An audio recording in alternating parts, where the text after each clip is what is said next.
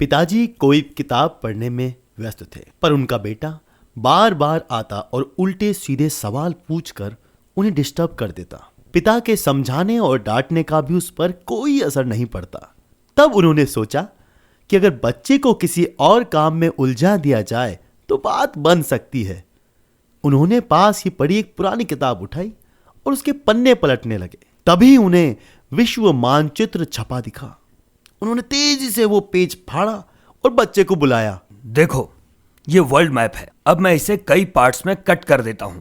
तुम्हें इन टुकड़ों को फिर से जोड़कर वर्ल्ड मैप तैयार करना होगा।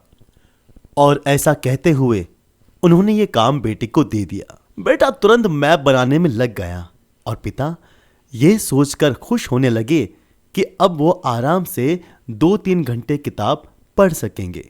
लेकिन ये क्या, अभी 5 मिनट ही बीते थे कि बेटा दौड़ता हुआ आया और बोला, ये देखिए पिताजी, मैंने मैप तैयार कर लिया है।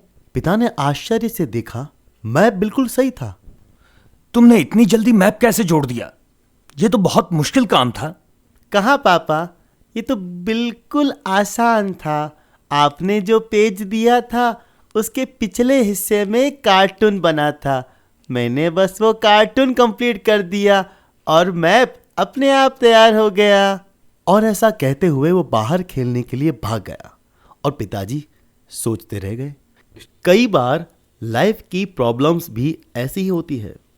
सामने से देखने पर वो बड़ी भारी भरकम लगती है, मानो उनसे पार पाना असंभव ही हो। लेकिन जब हम उनका दूसरा पहलू देखते हैं तो वही प्रॉब्लम्स आसान बन जाती है।